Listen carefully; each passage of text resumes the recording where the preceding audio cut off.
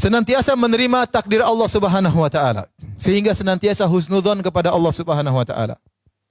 Allah berfirman dalam surat Taghabun, "Ma asaba min musibatin illa bi idznillah." Tidak ada satu musibah pun yang menimpa kecuali dengan izin Allah. "Wa man yu'min billahi yahdi qalbah." Barang siapa yang beriman kepada Allah, artinya menerima takdir Allah, yahdi qalbah, Allah akan beri hidayah kepada hatinya. Hatinya jadi bersih, hatinya ditambah iman, hatinya penuh dengan keimanan.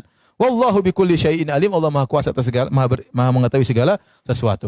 Ini di antara kiat yang paling kuat membuat seorang hatinya bersih, menerima dengan takdir Allah Subhanahu wa taala. Kita semua hidup dalam ujian. Saya sering sampaikan hal ini. Tidak ada yang tidak diuji. Laki, perempuan, kaya, miskin, tua, muda, semuanya diuji. Ada ujian yang akan Allah berikan kepada kita.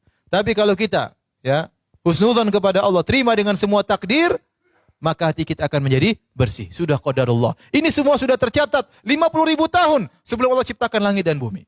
Tidak mungkin kita menghindar. Ma asabaka lam yakun liyukhti'ak. Apa yang sudah Allah catat akan menimpamu, tidak akan lolos darimu. Wa ma akhta'aka lam yakun liyusibak. Apa yang Allah catat tidak akan mengenaimu, tidak bakalan mengenaimu. Jadi kalau kita terkena musibah, kita berusaha menghadapi tersebut, musibah tersebut kita hadapi, terus kita berpikir, ya sudahlah.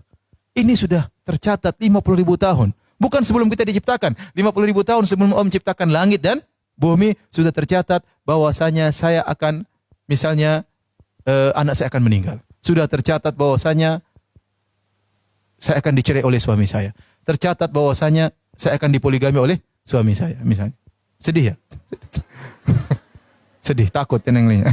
Semua sudah dicatat.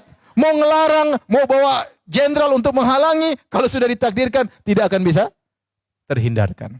Nah, tatkala kita menerima takdir Allah, hati kita menjadi tentram. Sudah, Allah tahu yang terbaik. Allah kasih saya ujian, berarti Allah tahu saya bisa menghadapinya. Allah tidak sembarang pilih. Allah pilih saya dikasih ujian ini, berarti saya bisa menghadapinya.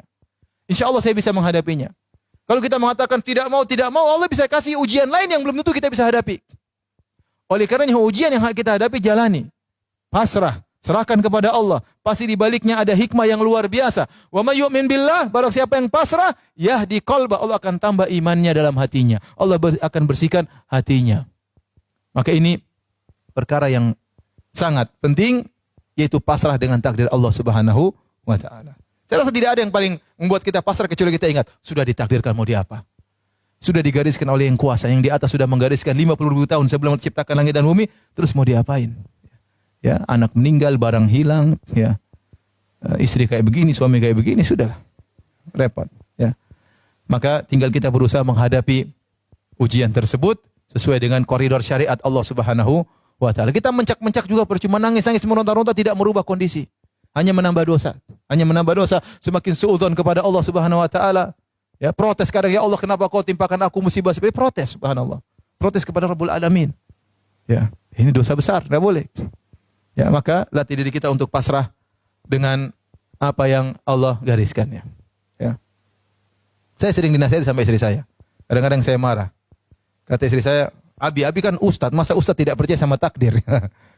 Ya, benar. Itu nasihat yang benar. Terkadang saya secara ilmu oke, tapi terkadang praktek saya pun terkadang keliru. Ya. Ini manusia, ya. Ustadz juga apa? Manusia, ya. Alhamdulillah ada yang mengingatkan.